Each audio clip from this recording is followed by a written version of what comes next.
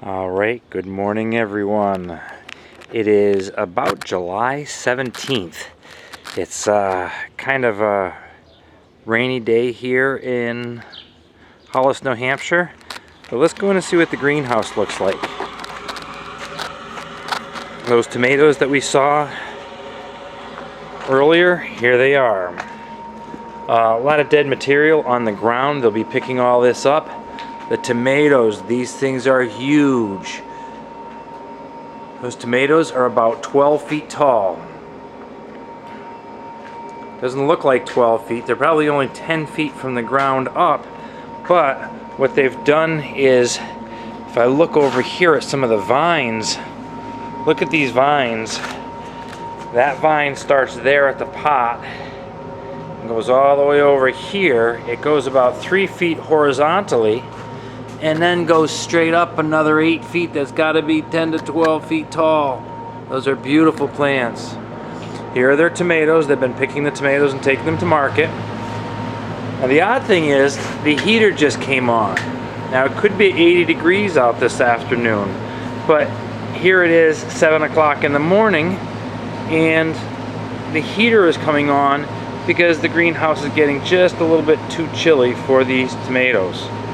He has some different varieties. There's a nice big round tomato, probably about 3 inches in diameter. Over here I saw some yellow pear tomatoes. And let's see what a yellow pear tomato looks like. What happens when the tomatoes get really ripe, they begin to fall off and they land on the ground. So these are a yellow pear tomato. You can see it here, very small tomato. This one still has some green on it, but it'll be yellowing up. Matter of fact, that one looks like a pretty good one. Let's see what it tastes like. Very sweet tasting tomato. And here are some of the clusters. So this is the hydroponic greenhouse. Tomatoes are growing in perlite, I believe it was. And there's a ladder here. The ladder is because they need to get up really high to the mechanisms that they have the tomatoes hanging from. And I saw a couple of these over in a box here. Let's see.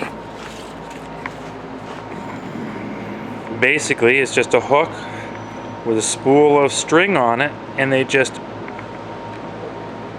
either tighten or loosen the string depending on what the plant needs. So we're back at the greenhouse, middle of July. They are picking. I'm not sure if he has to bring any of his own bees in, but I do see that this plant here is absolutely covered with buds. So I'm hoping that the bees are going to find this, and they should. The doors are open. Actually, I just saw a bee fly by just now.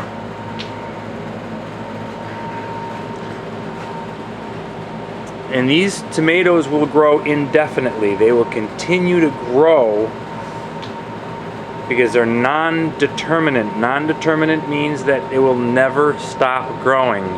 Determinate tomatoes means they only get to a certain height and they won't get any taller, and then they'll die off. Maybe we'll take a ride out today and go see some of Carl's outdoor tomatoes as well. Let me see if I can get us in focus here. Here we go. Now there's a tomato I've never seen before.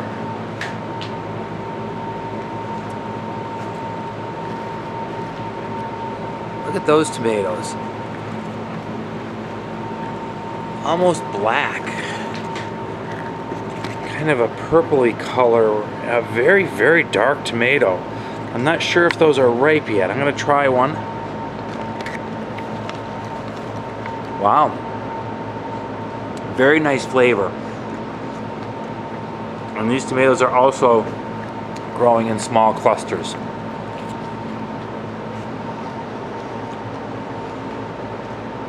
So we're going to leave this greenhouse, head outside.